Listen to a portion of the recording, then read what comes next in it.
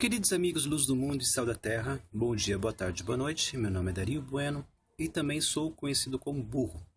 Fui vereador em Jacareí, cidade do interior do estado de São Paulo. Como sempre começamos as nossas conversas, bem-aventurado é o povo, cujo Deus é o Senhor, Salmo 144. E a grande promessa do Evangelho, se você tiver a fé do tamanho de um grão de mostarda, nada lhe será impossível. E um presente de um grande amigo meu, Oséias capítulo 4, versículo 6. Por falta de conhecimento, foi destruído o meu povo. E estamos lendo, o Estatuto do Partido Fascista, para conhecer o fascismo à luz do Estatuto. Esse é o nome desse nosso círculo de conversas, porque é muito comum, as pessoas adversárias, de partidos diferentes, de ideologias diferentes, um chamar o outro de fascista, E assim, a gente precisa compreender esse fenômeno, porque embora assim, poucas pessoas saibam, ou quase ninguém saiba mesmo, o que é fascismo, a única certeza que a gente tem é que isso é usado de uma maneira agressiva, é uma ofensa, é uma tentativa de uma pessoa ofender o seu opositor político, E a gente vê esse uso muito comum no Congresso Nacional, a gente vê esse uso muito comum com intelectuais, Então a gente precisa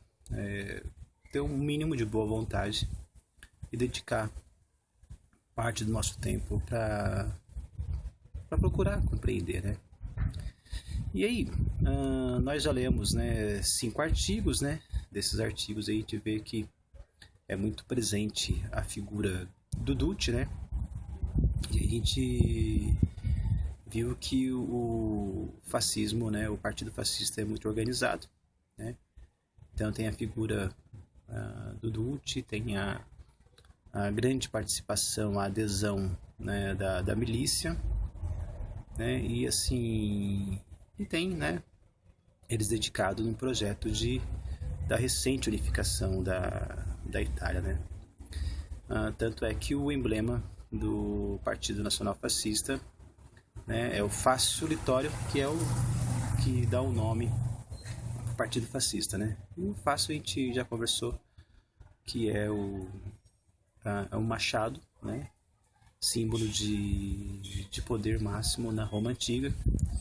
E esse machado tem a característica do seu cabo não ser uma madeira única, ser um feixe de madeira, mostrando que esse poder do juiz, do líder supremo, ele vai tomar suas decisões, sua justiça tem um propósito de não satisfazer um desejo individual ou um critério individual, mas sim harmonizar o interesse do coletivo, Então, é uma pessoa que empunha o machado, mas representando interesses de todos ali confederados, E entende que esse feixe, do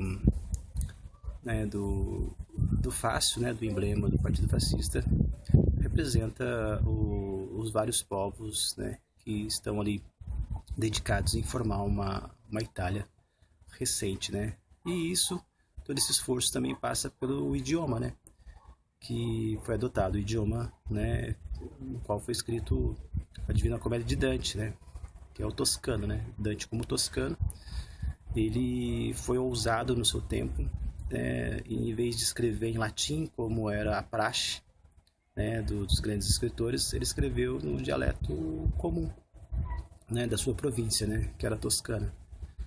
E esse gesto de ousadia, faz parte, do movimento da identidade italiana, E isso aí é muito interessante, E a Itália unificada adota, o toscano como base principal, do idioma italiano, para homenagear essa ousadia, do poeta Dante, Alighieri. Aí, então, assim, Então, essa unificação da Itália, essa identidade da Itália, ela passa por várias lembranças do seu patrimônio histórico, né? Então, desde a Roma Antiga, como esse gesto, né, de ousadia do Dante, né? E assim, e aí precisa, né, acompanhar mais essa dinâmica de como, né, que vai fundir vários povos, né, muitas vezes grandes adversários entre si, né, num propósito de uma confederação, de uma nacionalidade, uma cultura mais homogeneizada, né. Aí a gente vê o artigo 6º, né, trabalho de símbolos, né. O artigo 6º do Partido Nacional Fascista diz que as insígnias, né, do Partido Nacional Fascista são constituídas do lábaro, do Diretório Nacional. O lábaro é bandeira, né? Só lembrar do nosso hino nacional também, né? O lábaro que ostenta estrelado, né? E das galhardetas, né? Da coluna Celeri AO, né? Celeri é rápido, né? Coluna rápida. AO é África Oriental, né? Porque naquele momento ali de 1920, 30, a Itália tinha colônias na África, né? E do lado oriental, que é ali na Somália, né? E assim, né, o Partido Nacional Fascista considera a sua bandeira, que tem o fácil como símbolo, e as gardetas, as flâmulas da coluna Celeri da África Oriental, e o símbolo desse destacamento militar na África Oriental, na Somália, naquela região da Somália, é o leopardo, o guepardo, né? Aquele felino veloz da África, que eu não sei muitas vezes identificar a distinção entre os dois, né? Mas o símbolo é aquele felino, né, veloz, né? E assim, a Somália é muito importante para a Itália naquele contexto, né? Que assim, porque a Somália ela é o encontro do Mar Vermelho, né, com o Oceano Índico, né? Então é o acesso, né, do Mar Mediterrâneo, né? Contorna toda a Arábia, e é o acesso de navegação entre a Índia, né, entre o Irã, né, entre a China, né? Então assim é um circuito, um trajeto muito importante, né? Tão importante, né, que esse trajeto era dominado pelos venezianos e genoveses, né? Eles que tinham o monopólio dessa rota marítima, né, para distribuir as mercadorias na Europa durante muito tempo, né? Então isso faz parte da identidade, né, da Itália. E assim, a gente vê que ali, né, esse trânsito, né, proteger as navegações da pirataria, né, naquele pedaço, né, que é muito comum a pirataria naquela região, né? Então o destacamento militar tem essa função de proteger as embarcações italianas, né?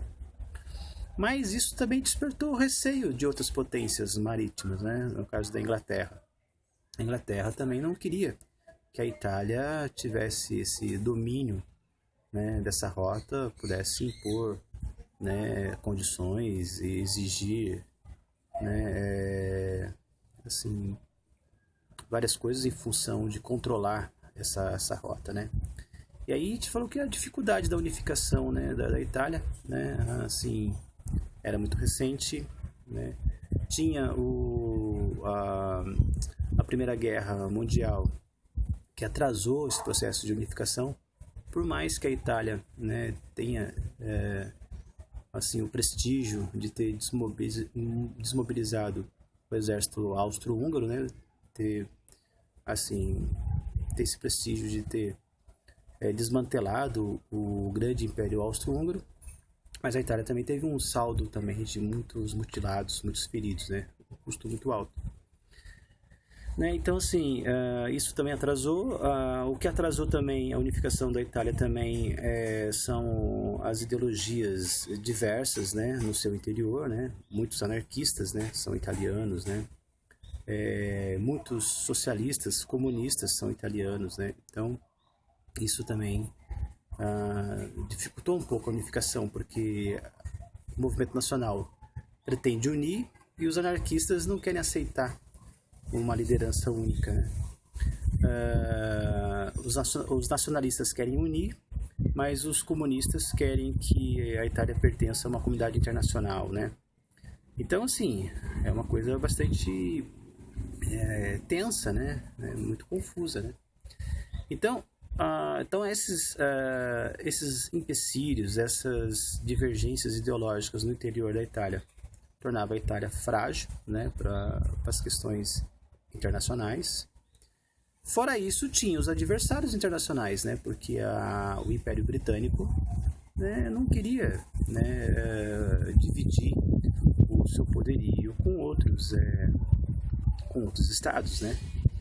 Então, assim, o monopólio das navegações era da Inglaterra, né, e assim, a Itália estava ali fragilizando esse circuito mediterrâneo e Ásia, né, pelo canal de Suez, né. Pra você ter uma ideia, né, o Estreito de Gibraltar, que é o acesso do Atlântico ao Mediterrâneo, né, assim, existe uma celeuma entre a Espanha e a Inglaterra com a soberania, né, desse acesso, né.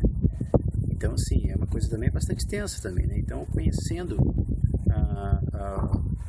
a história da Itália, né, a história da Europa, do Mediterrâneo, a gente começa também a ter contato com esses outros interesses, né, da Inglaterra, né, que é o país que sempre se impôs, né, assim, nos destinos da Europa, consequentemente, né, do mundo, né. Então, assim, essa admiração do Partido Nacional Fascista à coluna Salery, né, AO, da África Oriental ali, né, mostra também uma ideia expansionista, né. Poxa, herdeiros de Roma, né. Então, assim, isso também criou também uma preocupação, né, nas relações internacionais, porque se a Itália reavivar, né, o ímpeto imperialista, né, do antigo Império Romano, né, como é que fica isso? Se a gente lembrar, né, teve aí uma discussão recente quando foram formar o Império, a Macedônia, né, quando houve esse desmembramento, né, do leste europeu. A Macedônia queria soberania, autonomia, e os especialistas ficaram preocupados, né, de usar o nome Macedônia, porque a Macedônia poderia também reavivar o espírito imperialista de Alexandre o Grande, né, o Macedônio, né. Então, sim, essas coisas de que a história se repete, né, muitas vezes a gente tem que ficar meio preocupado, porque não é a história que se repete, né, são as ideias que não se apagam, né, e as pessoas vão tentando e vão, assim, tentando realizar seus projetos, tem a colaboração de uns, tem a interceptação de outros, né, e a gente não pode ter esse receio, né, de que tudo vai acontecer de novo, porque a história não se repete, porque o ser humano ele é livre, né? E dentro dessa liberdade ele esclarece as coisas, conhece melhor as coisas e a partir desse esclarecimento toma atitudes diferentes, né? Então, assim, vamos estudar, né? Vamos ter mais intimidade com o que já aconteceu, né? E assim, mas sem medo, né, de que as coisas se repitam, né? Mas para que a gente possa ter, na verdade, generosidade com as gerações anteriores, né? Então, cara, isso que é Alicia, para todos vocês, isto é Graça e Verdade, e a gente continua falando com respeito e doçura sobre esses assuntos, né? E assim, porque é do Pai, né? O universo, o dinamismo e a mais elevada honra, né? Assim seja para o bem do nosso querido Brasil. É da coluna série AO também que surge o destacamento dos camisas negras, né? Então, assim, hoje, né, nós temos os camisas negras aí lutando contra a corrupção, mas nem tudo que é símbolo é fascismo, né? Tudo que é símbolo pode ser organização.